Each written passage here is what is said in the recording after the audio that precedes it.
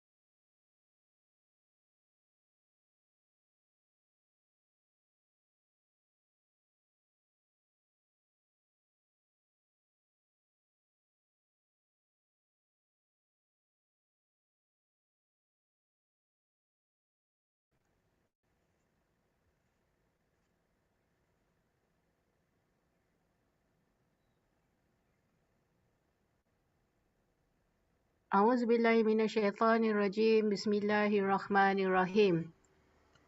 Welcome back to the fourth International Halal Conference, and today is day 4 of our International Halal talk, and we are actually blessed to have Sister Rosie, or in short, or her full name is Miss Rosiatul Akmam Osman, who is actually well known in Malaysia for being a passionate advocate of halal Thayyiban concept in halal pharmaceuticals.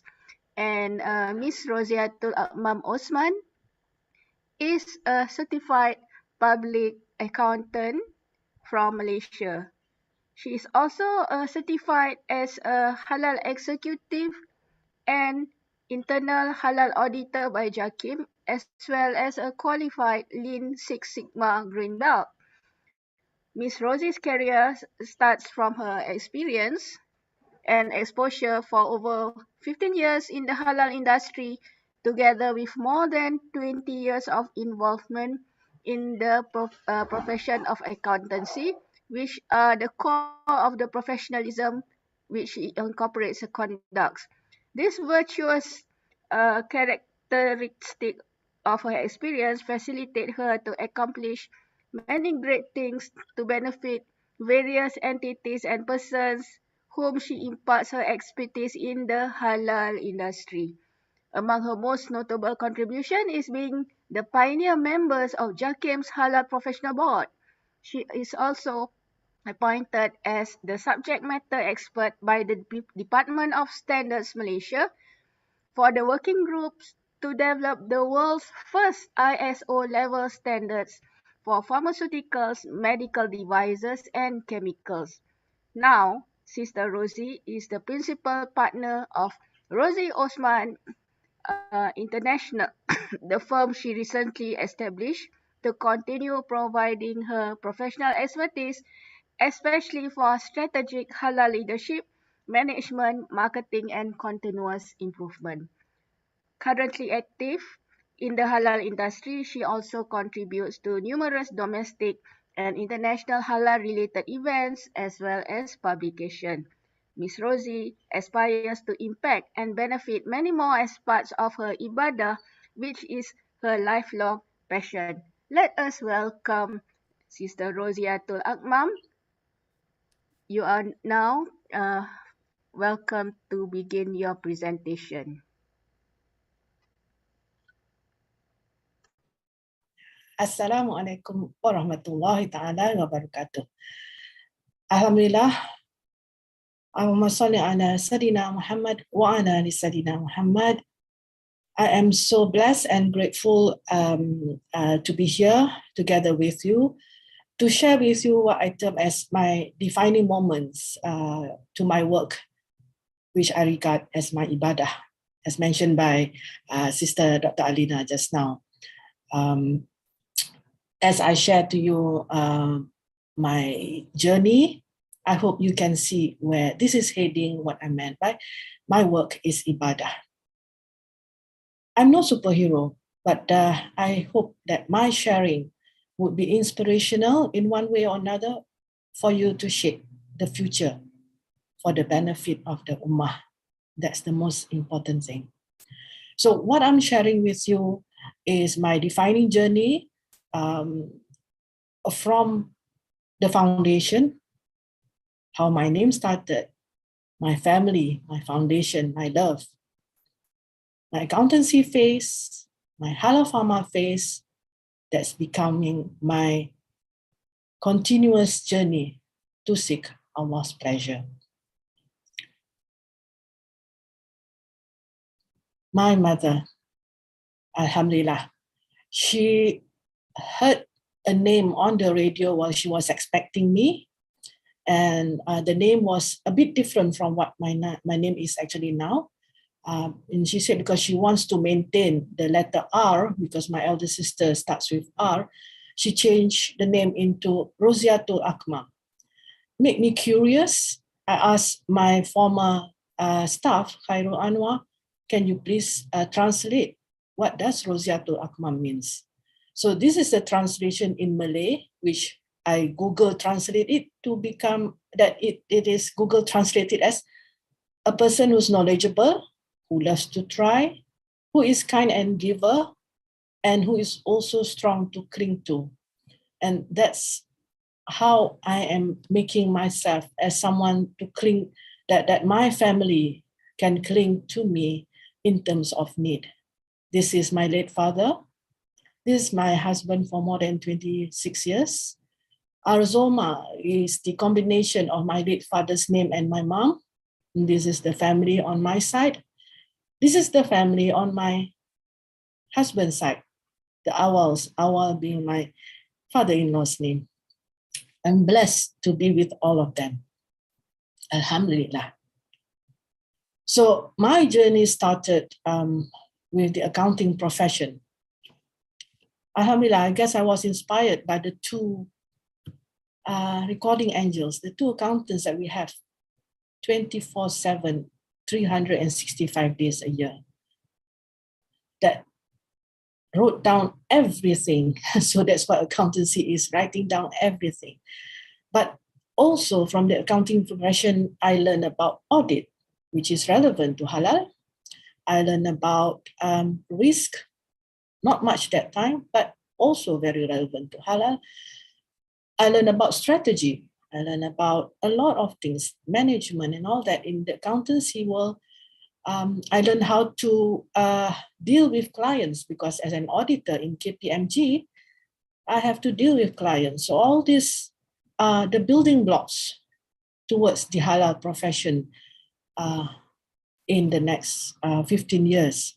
So prior to the halal journey, why is it more than 20 years? Because my tertiary education was in University Technology Mara, started with accountancy. You know, just to share with you an anecdote, why do I choose accountancy? I really don't know.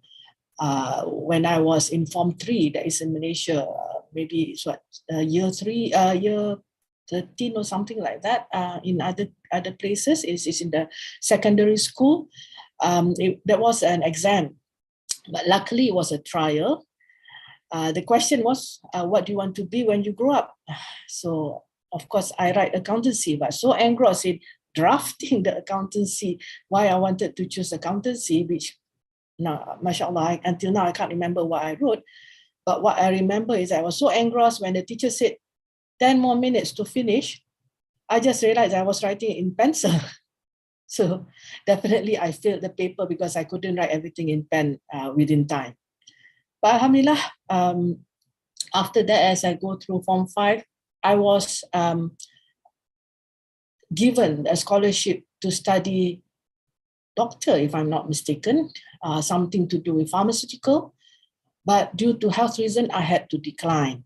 So I go back to accountancy through, by studying in this university, a local university.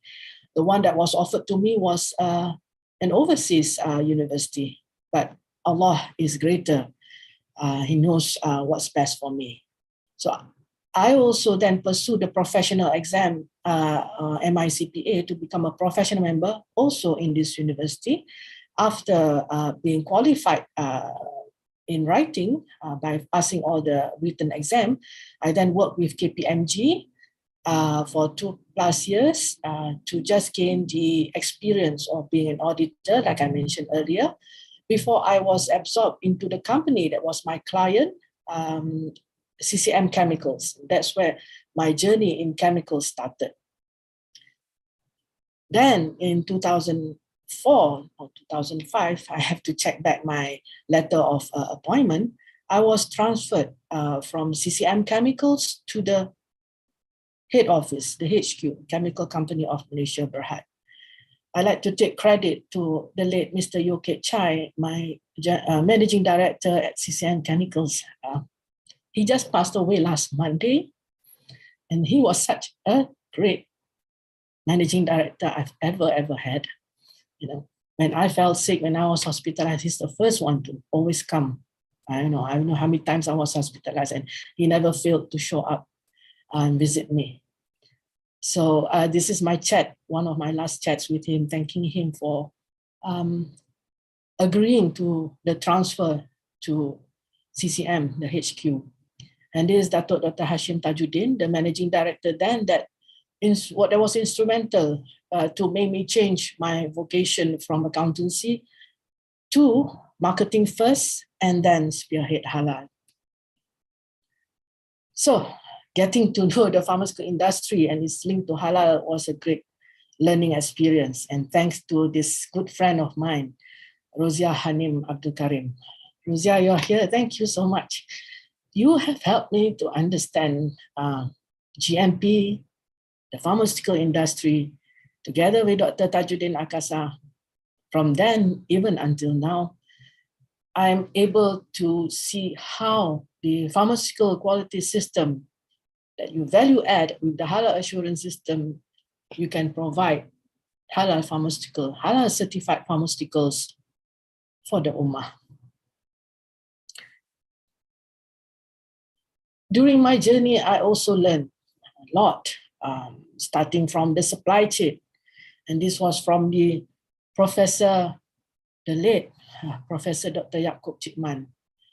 He came out with this infographic that you should question whether the source of materials halal and tayyiban, and then is there any the halal threats, risk of contamination, cross-contamination, mix-up and adulteration, as the from the ingredient goes to the finished product and then goes to the outlet where then it reaches to the consumer.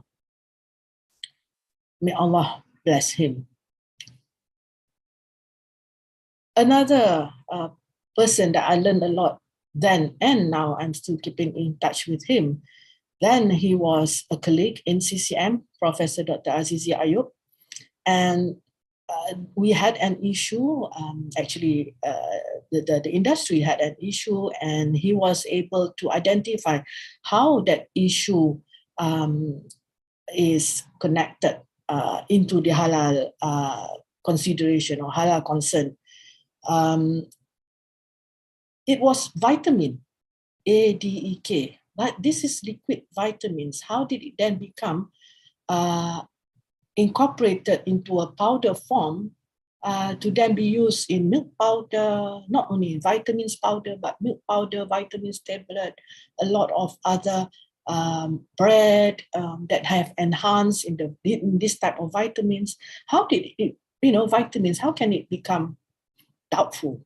So he did a study and found that, the liquid cannot turn into, because it's an oil liquid, how did it then turn into tablets or capsule?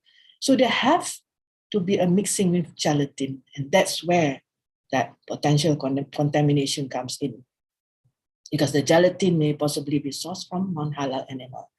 Learning point for a lot of people, about where this risk of, like what the late Prof. Yaakob said, source of origin, right, to where can there be halal and toyiban issue. So this was a learning point that we identified, and that step keep on being the guiding factor in the halal certification. Another mentor or guru that I learned from, almarhum Professor Dr. Zulkifli Hashim. He identified the difference, the definition of khamar and alcohol, so that we are not so hung up about alcohol. There's something that there's industrial alcohol, there's khamar, the intoxicating one, which is the one that is not allowed, that Allah has make it as haram. So he has identified the difference in the definition and also the sources of khamar and industrial alcohol, and this was the source of reference by the Fatwa Council in Malaysia in coming up with the decree on alcohol use in the FMB, food and beverages production. Another guru, Allahu Akbar, he passed away earlier this year, almarhum Professor Emeritus Zahri Ismail, a great man indeed. So this is his legacy: halal built in, not tested for. You should build halal right from the start. It's not only at the company level, at the manufacturer's level. It's also at the halal certifying body. So in the case of Malaysia, it's at the competent authorities, halal competent authorities, halal built in. Jakim has made it that everybody in the ecosystem is involved in ensuring that there's halal built in and not tested for, that you don't wait for it to be tested, then only you confirm it's halal.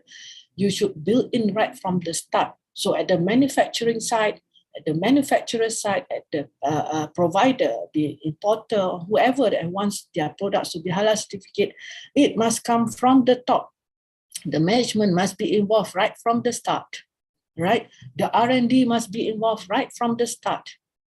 That's where the start is. And then only comes the production area and all that, until it also involves the marketing, even the administration, because the halal executive is employed via HR.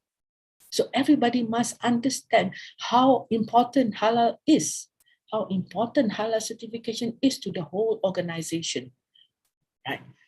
On the the competent authority, in this case the Halal Malaysia ecosystem, not only Jakim is involved, or even the states involved in terms of a lot of things, such as approval licenses. How can you say you're halal certified when you are taking water without permission, or you are taking water from sources that you don't know whether it's safe to be used? So in Malaysia, you have to have all the approval and licensing by authorities like Ministry of Health, the local council, everything. And we have the technical references, which is the six, in Malaysia, there are six technical references, which are the standards. And these standards is ISO level, because the custodian of standards for Malaysia officially is the Standards Department of Standards Malaysia, who is a member for the ISO and also a board member in the SMIC. So in Malaysia, before any standards is issued, there must be all the consensus from stakeholders, professional and relevant stakeholders, and finally the minister has to approve before it is then published. So that's the first references. The second reference is the manual procedure of the certification, the Halal Malaysia certification that's published by JAKIM. The third references is, of course, the law. The fourth reference is the fatwa. The fifth reference is the circulars by either through the federal state or the federal government or the state government. Circulars that is in addition to what's in the law that can make it clearer to certificate holders or potential certificate holders or what are there that they need to understand in order to be fully certified. And then there's also the manual for halal management system. Okay. In Malaysia, there's a recognized body, a list of recognized halal certification bodies, foreign halal certification bodies. And this is a very good reference. And as I believe the methodology or the standard, the format to get recognized by JAKIM is still being drafted, but it is progressing because then it is making it compulsory for also the other certifying bodies that before you certify pharmaceuticals, you have the pharmaceutical experts in your team so that you understand what you are certifying. And again, the halal built in the ecosystem of Malaysia, it gives the segregation of duties from the act that I mentioned earlier. So the act is actually not under JAKIM. The act is under the Ministry of Domestic Trade and Consumer Affairs. It's called Trade Description Act. So in Malaysia, we try as much as we can to have a good segregation of duties so that minimize conflict of interest.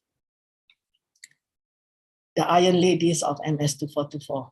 I can't forget any one of these three.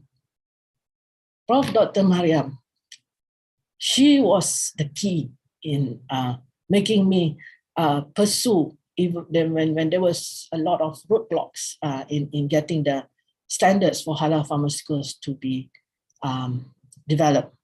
She was that time, alhamdulillah, the Vice President Halal Integrity in HDC. So she said she gets the blessing of the CEO then to, let's do the draft first, and then we submit to Standards Malaysia for approval for them to then incorporate into the standards so that it's easier for them to see why halal pharmaceutical standards is important. And it's through this working draft group that I then met Dr. Tajuddin just now, Prof. Zari, I get closer to him. And then there's also a few others that was involved, including Datuk Hakimah. And with her involvement and with her walking through halal pharmaceutical, plant, we managed to get the halal pharmaceutical standard drafting very easily developed in both balancing the perspective of science and Sharia. Datuk Fadilah, bless her. She had heard about, she agreed to my meeting her personally. I remember it was a late afternoon. I went into her room at the office and I said, Rosie, what do you want me to do for you? What do you want? I want a DG to do for me, mashallah. So I said, I need help in terms of getting this halal pharmaceutical standard out because of this, I explained.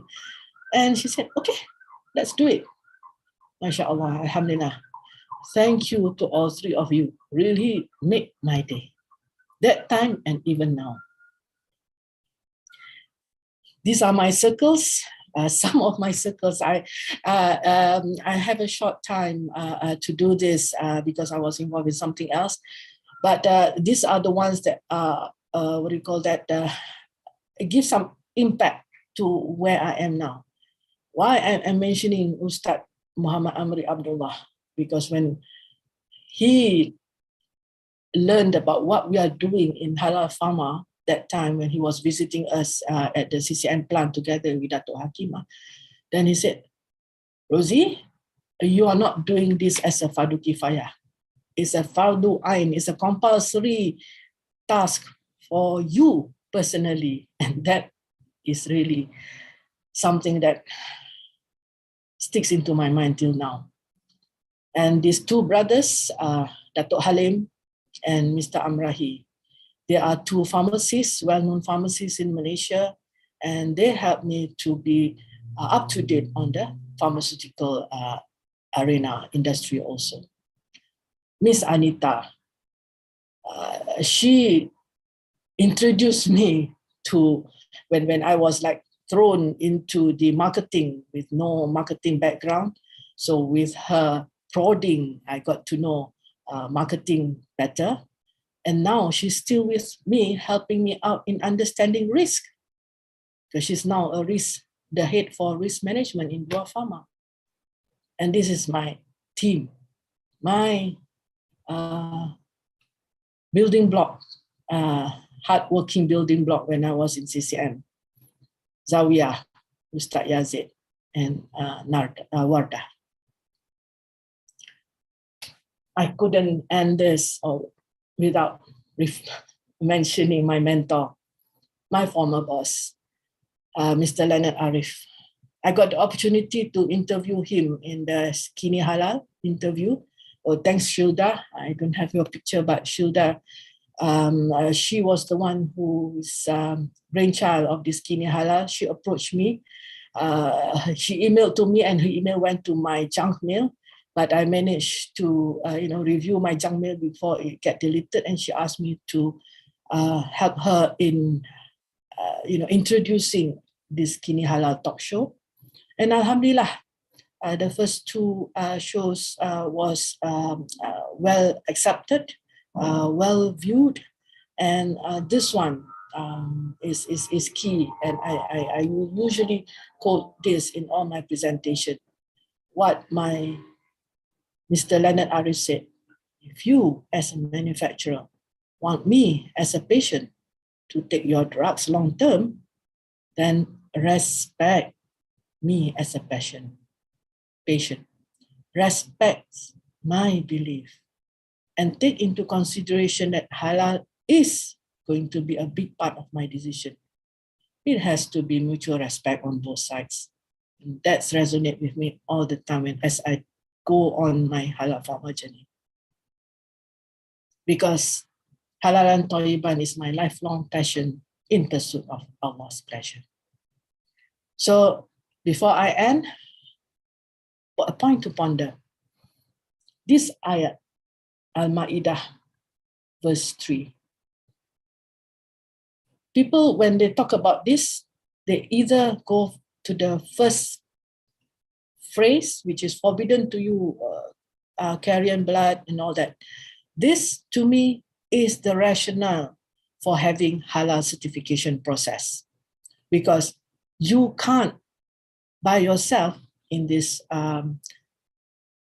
big manufacturing, F&B, and all the other production industry, you can't by yourself be able to make sure that you abide by this decree that Allah forbid us all these items.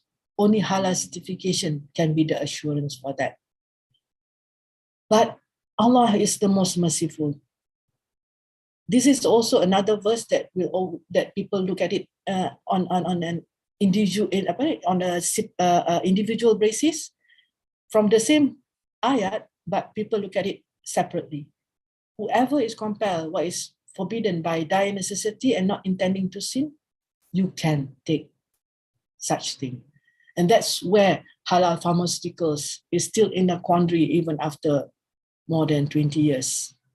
Because people are saying, oh, pharmaceuticals is necessity. There's no need to consider it as halal certified or whatever. But people, with the COVID-19, people want to see the halal logo. So this is my phase 2 on my own with more industry that I can help, industry players that I can help with to make more halal certified pharmaceuticals to be available. Because Allah has said, this day I have perfected for you your religion and completed my favors upon you and approved for you Islam as the religion that he recognized. Means he put Islam at the top. So there must be something in this whole ayat which we always look at it individually by the separate 3 clauses. It's a whole clause, it's a whole verse. There must be something that is in between this, that Allah put this phrase in between these two. So let's make this great. Let's make halal certification great. Let's make halal certified pharmaceuticals great and available for the ummah. So thank you very much for your attention. Assalamualaikum warahmatullahi wabarakatuh. Thank you very much, Sister Rosie. And it is such an insightful experience, and we got to learn from you that it takes a tremendous amount of teamwork and support from so many respective parties, as well as unexpected talented group of people to support this halal cause. So I now open the session to our audience, members of the floor.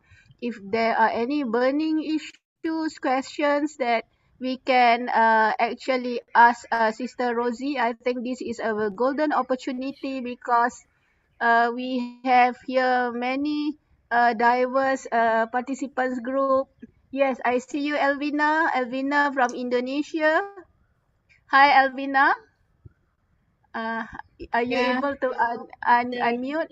Yeah. Yes, Mariam Aras from Netherlands, so many others. Okay, so please ask the questions, and what are the ways that we can keep these halal pharmaceuticals sustainable, and it just does not stop dead midway. Okay, because we have seen so many past sacrifices from so many people. We want it not to stagnate, but actually grow and flourish, and to make it inclusive, not exclusive. We don't want to have the mindset that, oh, this is necessity, therefore we just accept something porcine, perhaps like porcine based heart.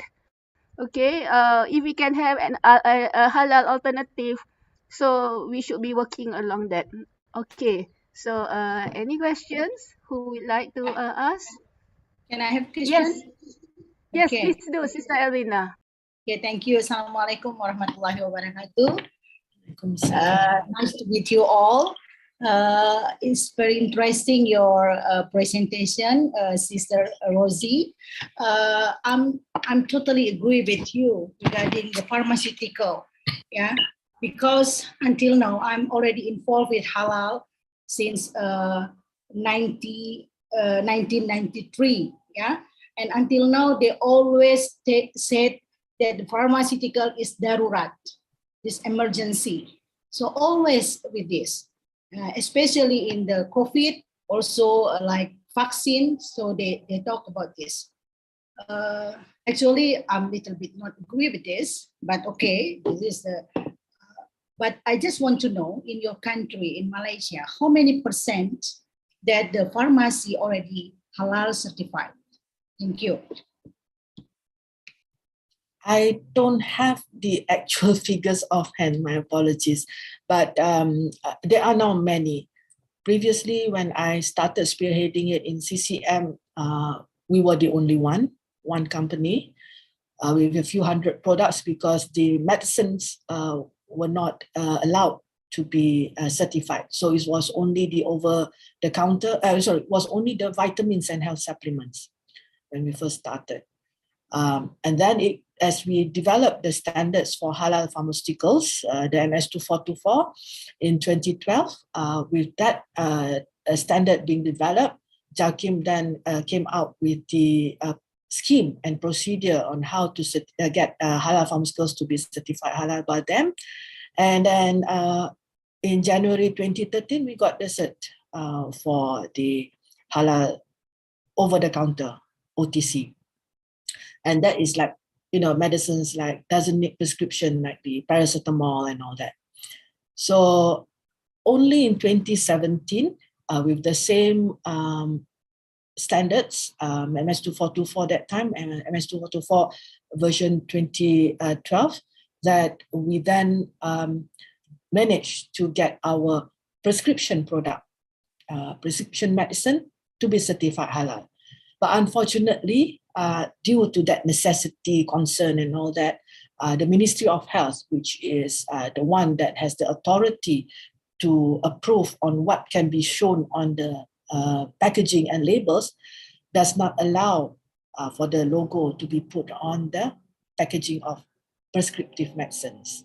So until now, they still do not allow. So you don't see. You can get it certified. Pharmacists who purchase it can have a copy of the what do you call it, the certificate, but we can't put it on the packaging for easy reference by consumer. So this so that's why I said this is I'm still in phase 2 of halal pharmaceuticals, because phase 2 it's also that of trying of lobbying to get the logo to be available on the packaging of certified prescriptive product. And phase 2 is also on how to bridge the gap, meet all the requirements for biopharmaceuticals, things like the vaccines and other biopharmaceutical products. Still a long journey to go, because this is massive. It also will involve the fatwa. You need to get some fatwa rulings first before you can move forward. Unmute, sister. Yeah, I would. Sorry. So at least when the product, the pharmaceutical product, this contains something this like haram things, yeah, like for the disease, this like heart attack, something like that. So they mention in the label, for example, like this contain the trypsins. Yeah. Porcines, yeah, this is the trypsin enzymes. Normally, this come from porcine, so it is allowed to mention on the label. Over here, that's one thing that the Ministry of Health has made it compulsory for the manufacturers to declare ingredients that has animal sources. Okay. So you have to put it on the label. It's compulsory. Huh? It's compulsory to show on the label. So even though they don't allow to put the halal logo, but it's compulsory for manufacturers to put that statement. And Ministry of Health, they also have evolved. I must credit that to them. They have also come up with a guideline to health professionals on how to tackle if patients, start to ask about the halal products and all that. So they have come up with some guidelines. So which is also can be read by consumers or any patients and all that is available on their website. So we are evolving, like I said, but it's a slow journey. Okay, can I ask more, Sister Ali? Sister Alina? Can I ask more? Okay. Please do. In fact, I am curious to know about what are the best practices maybe in other countries besides Malaysia, because we may be able to learn together and build, because what I see from the chat message, Sister Mariam Aras had also asked when are we going to develop standard on halal OTC medicines, and then that actually strikes me another question in mind. We are talking about medicine, but what about health food? We call interface food. Okay, that means it is the vitamins or nutraceuticals. Okay, so it is not under the scope of pharmaceuticals. Okay, so whether the labeling, as Sister Rosie mentioned just now, it is mandatory to declare animal products. Okay, although we don't, not all declare is halal. And what about Indonesia's perspective of declaring animal products or haram products or whatever? Because from this viewpoint, it will necessitate the viewpoint from the legal perspective. It's not only from the Sharia perspective, but the civil law, because it actually relates to trade as well as a safety. Okay, so I think this question is not, this open session is not only to Sister Rosie, but to all the participants, because we are actually crowdfunding the ideas, and perhaps there are new ideas, new paradigm shift, new direction for us to improve on halal pharmaceutical. Okay, who would like to elaborate? Yeah. Yeah, Sister Alvina, you go first. Okay. You talk about the prescription, yeah. So when the doctor, for example, give the prescription to the patient, so there is like a rule there to give like the informed consent with them regarding Yes. regarding also regarding the halal issue, for Yes. example. Yes. Written there as a part to do to the patient. By right, what, if I recall correctly, what's in the guideline is that you, as a let's say the doctor, the expert, they are the specialists. They know more about how to heal. Okay, you need to be sure that there are no alternatives first. If there are alternatives, then he has the specialist has to consider which one is actually suitable for the patient. So there are times when the halal certified product may not be suitable for the patient, for that patient during that time. So the patient has no choice but to accept that. So then the patient, at the end of it, is the patient's decision. So the patient is now at the point of knowing what Allah has asked you to do. The maqasid, the 5 maqasid.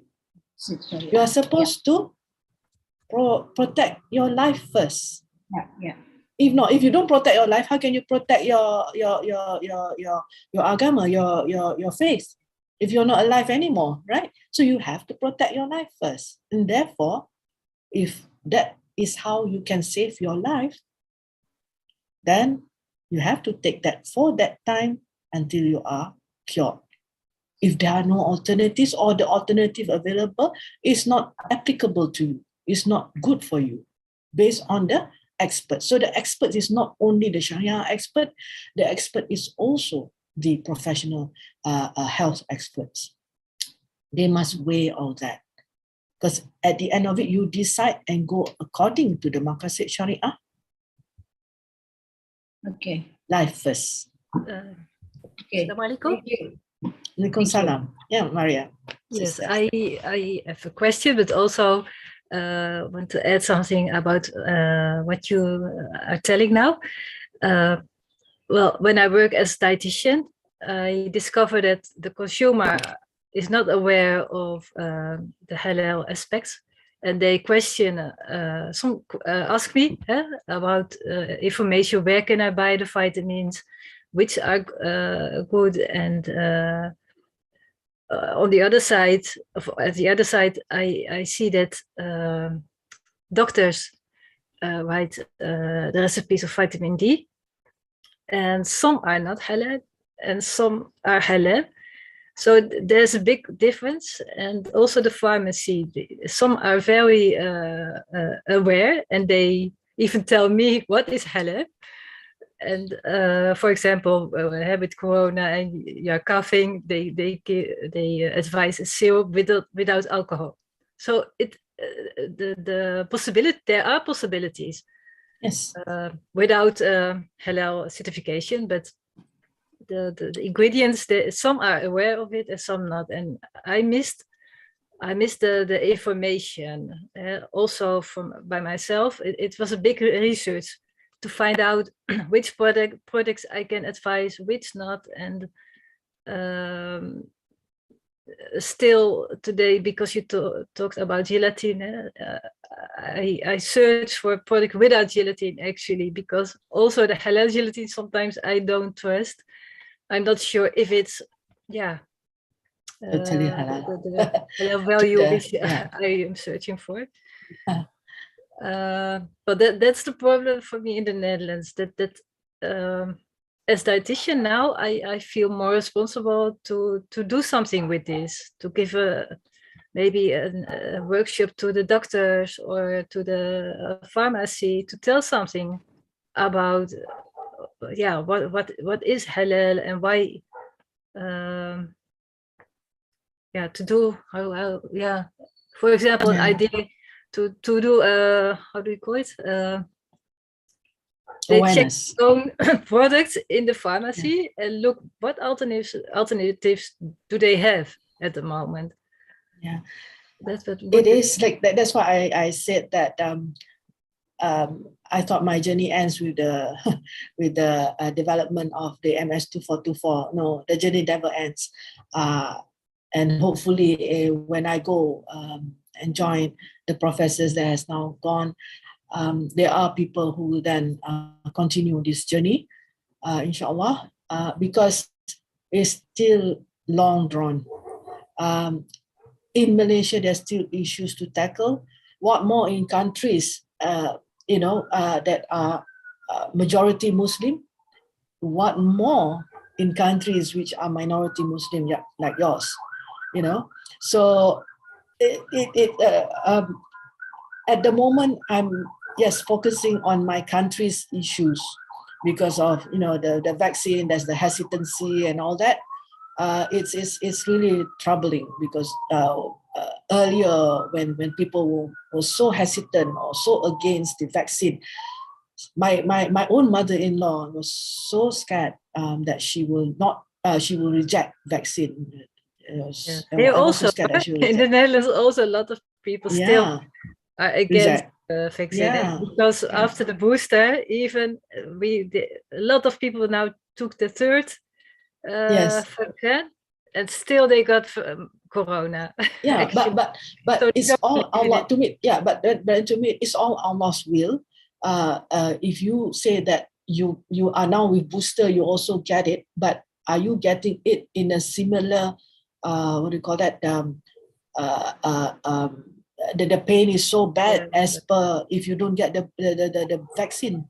You see, people don't compare that. The people in ICU is lesser now, even though you can recover at home, which is for me. I prefer that because of my health condition. I don't want to be in hospital. I've been in hospital so many times. I don't want to be in hospital for COVID.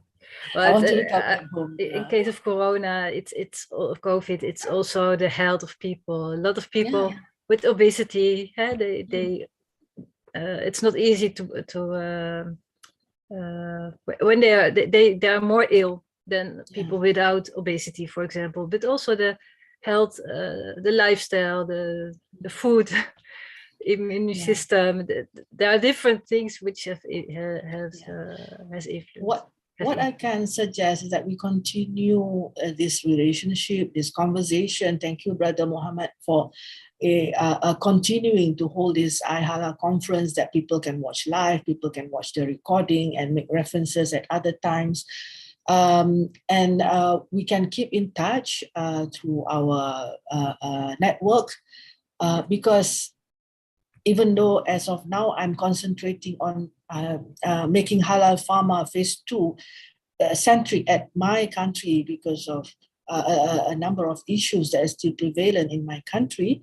But hearing from you, what I can say is that if I can fast track the solution for my country, just like what we did with the MS2424, then it becomes a global reference. So hopefully, with whatever that we are addressing now, it can also be a global reference. That's the best that we can do. But if, let's say, there's something that we can work faster by, our network, your expertise in dietitian with my network that are also looking at that, Yes. can make it fast track for the global, why not? Yes. Maybe we can private message. Yeah, we will continue because it has always been, hi Mariam, salam Mariam, and then we ended the conversation, then we didn't continue until the next conference. I hope after this, I make it a point that we keep our conversation on at the WhatsApp chat. Yeah, inshallah. Yeah, we need each other's knowledge, and like I have to advise sometimes which kind of medicine or vitamins, as I said, you have the knowledge, and I think we need to cooperate. That's very important. Yes. Yeah.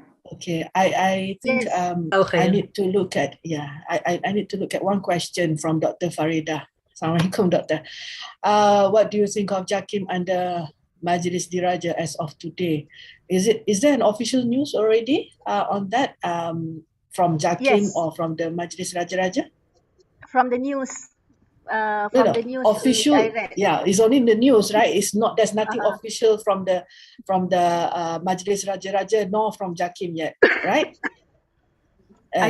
From Malaysia system, we have to wait. We have to wait on the official circular letter because Jakim's way of doing works are, of course, they are very transparent, and in due time they will put it at the website so that everybody can read it. So we just have to be patient. But what do I think? What do I think, according to Dr. Farida? I have to see how the structure looks like first before before really assessing whether it's a good thing or whether it's are we going backwards or whatever. Need to see how the structure, who's involved in what, and how's the reporting and all that. For all you know, this is all Allah's will. So there must be a reason why He inspired the Majlis Raja-Raja, the King's Council, the Rulers' Council to make this decision. So now I'm just feeling everything is all Allah's will. Just like it's Allah's will that I'm the only one that is presenting today, that we can have a longer discussion, So Alhamdulillah, let's wait. Inshallah, I believe there's always a silver lining or gold at the end of the rainbow and all that. But Allah will always put challenges, hurdles for us to go deep back, study the Quran, study the Hadith to see where did we go wrong or what did we overlook, So okay. Assalamualaikum, Rosie. I think you can hear me? Yes, Dr. Farida. Yeah. Actually, as of today, I think as of today, I saw the chairman for the Majlis would be our Sultan of Selangor. Yeah. Oh yeah. No, sorry. The chairman for the new. Yes. Yeah. But anyway, okay. My concern is this. Actually, there's shouldn't be much difference because all along every Jabatan Agama Islam Negeri Jain they report to the Sultan of each state. So I felt like you are going back to the original way of doing things, before Jakim was under the PM department. So that was my wanting to know your opinion on it, just in case you have some other views. So other than that, we don't have much to say except to wait for the official, the real structure, the real reporting structure, I would say. Then from there we'll be able to assess. Structure is already there, actually. So I was just wondering. What I meant is Jakim is reporting to the Sultan of Selangor as the chairman for the committee. But what are the other competent authorities? How are they reporting? Will there be a consensus then? At one level. Because at the moment now, once it's federal decide is for only applicable for wilayah and all that. But then it's now in a council.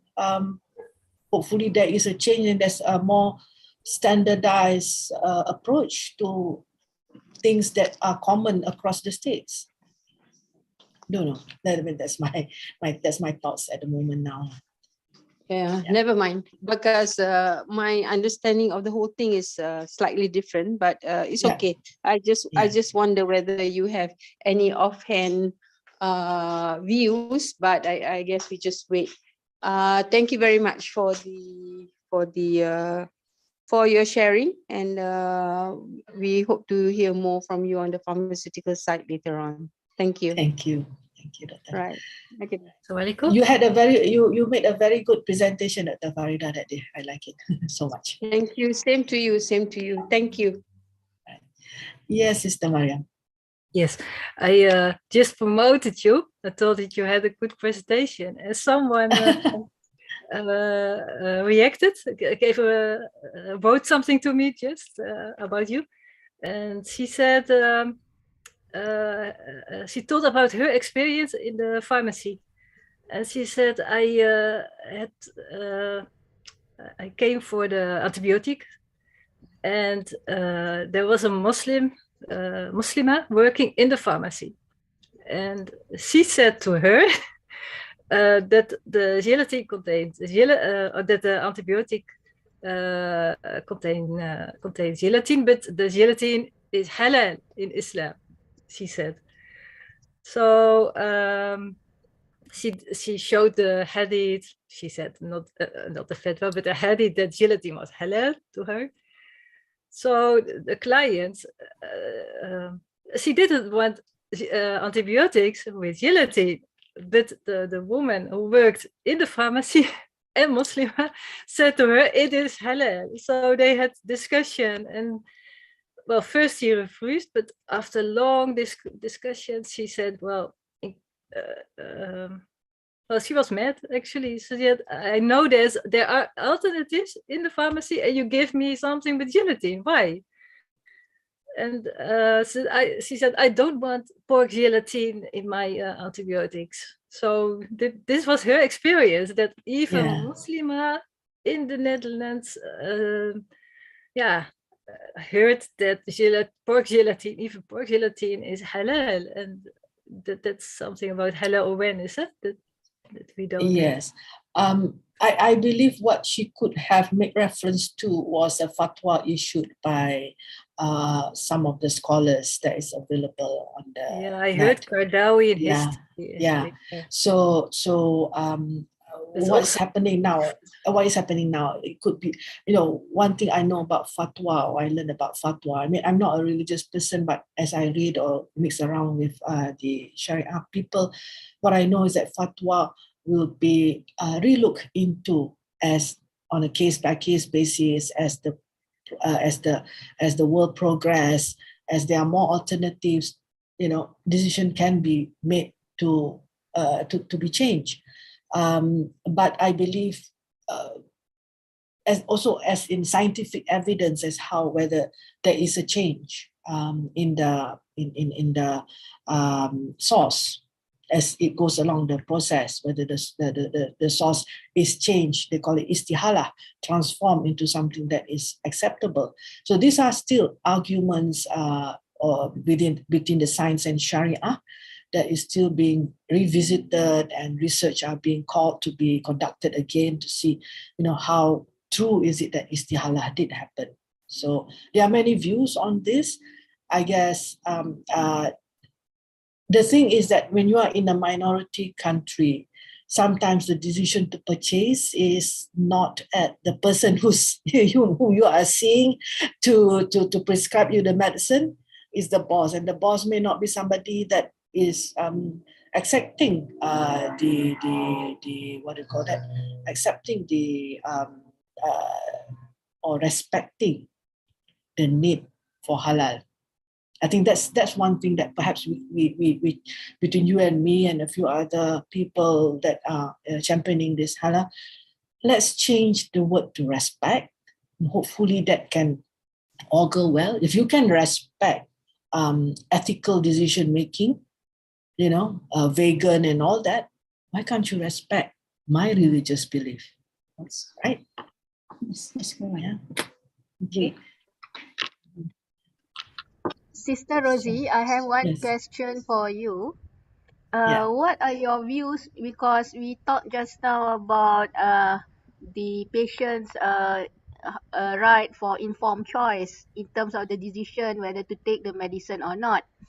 What about the knowledge concerning about contraindication of the medicines, like cross-reaction between different types of medicines used concurrently, and also the side effects such as allergies, which may have a very large range of reaction from different people, from different populations or the different genetic makeup. So this actually adds more complexity in terms of the medicinals. So this is actually a headache. And then Sharia should not just look into the istihalah in terms of porcine, alcohol, but also to see in terms of the side effect, the harmfulness, or whether the benefits outweigh the harm.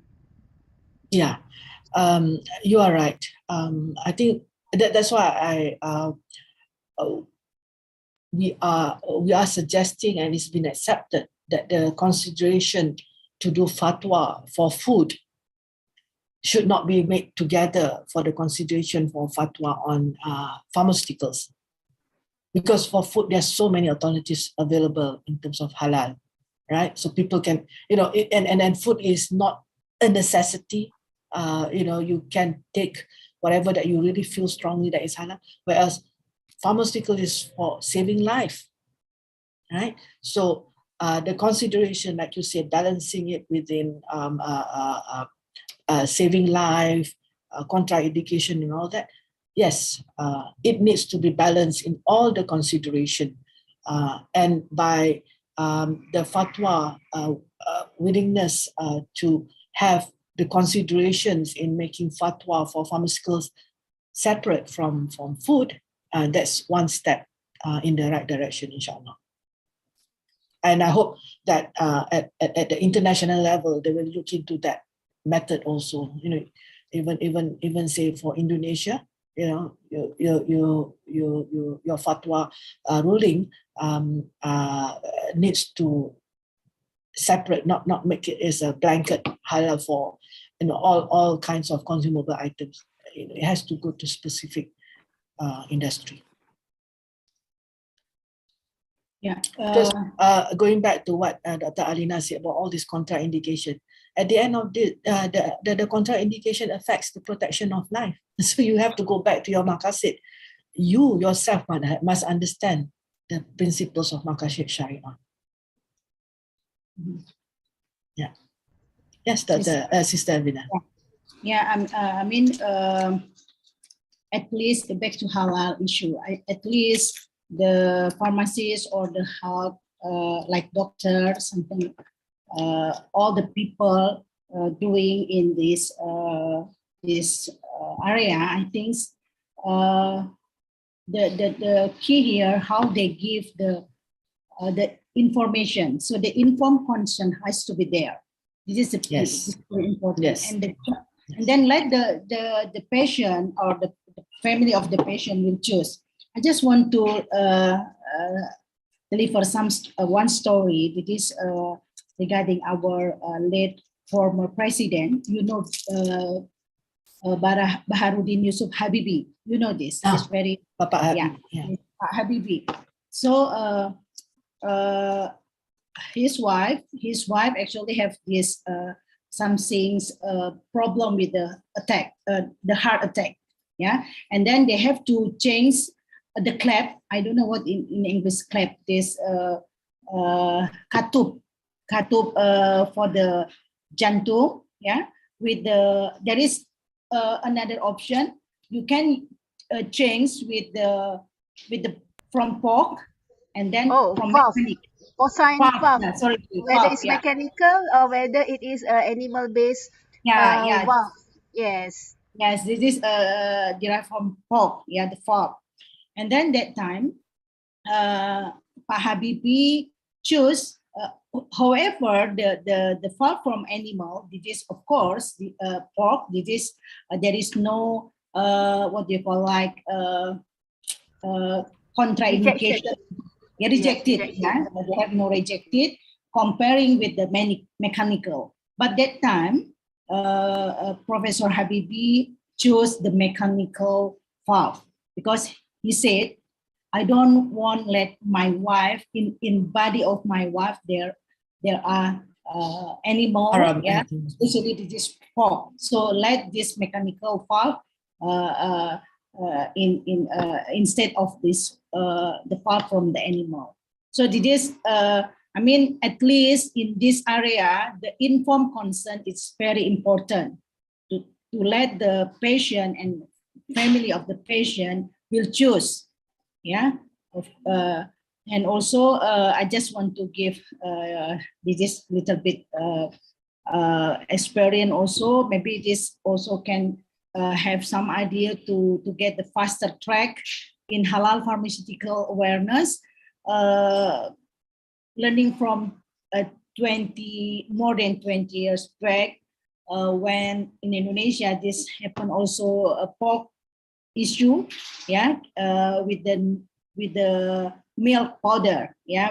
This is in 1988. So since then, LPPOM established, but that time is the company who want to have the halal certificate is very slow, so they don't want they because why? Because the consumer, the people don't ask, don't request for this, and that time I myself and with the team in LPPOM, we did the halal awareness. So we come to the society, especially mak-mak, we call the ladies, yeah, because the ladies is very important. Yeah, so we share this how important we consume the halal food, and then since then, alhamdulillah, so the food company asking for the certification is increasing. Yeah, so I think for pharmaceutical, I think also we have to make halal awareness to the consumer. I mean, so we have to push with this consumer. At least they have the information, the clear information regarding what they consume. Not only because right now they talk only because this darurat, so don't need to ask. This is darurat. Only the name of darurat. So they make themselves like, what do you call this, kind of permission to themselves. I think it's not good also. So I think the halal awareness, so we have to maybe from this what do you call this group conference, so we can share together to encourage, yeah, to encourage the halal awareness for pharmaceutical. Yeah, for food, alhamdulillah, it is already done. So we go to the pharmaceutical. I think this is my observation. Thank you. Okay, thank you, Sister Elvina. I guess Okay, it's almost Maghrib now, Dr. Alina. We can, yes, yeah. that was a very lively discussion. I think I also believe that because there are more things that needs to get done compared to the halal food. Okay, so halal pharmaceutical is still new in relationship to halal food. So there are a lot more of groundwork needed to be done. So I believe that this platform being set up by Brother Noor is actually a very good starting point for us to start something, and then perhaps present it to the correct authority. Okay, so I think we are coming almost to the end of our presentation. So I think we have to end here. We don't mean Sister Rosie to end forever, but how do I say it? Tangguhkan. That means we delay this majlis with the with the hopeful intention that there will be a continuation for this kind of initiative. That means it will not go halfway. Okay, inshallah. So I think with this in mind, I think we will end here for today's session. And we will continue again tomorrow as well as the last day on Sunday. So please stay tuned, okay, with the announcement. There may be slight changes of times here and there, but inshallah, definitely there are more interesting speakers in line waiting for all of us for tomorrow and Sunday, which is the last day for wrap up of the Halal International Conference for the fourth online season. So with that again, wassallallahu wasallam ala Sayyidina Muhammad. We recite the Sadaqah Al-Fatihah in our own time, and we thus end this majlis with Tasbih Kifara and Surah Wal Asri.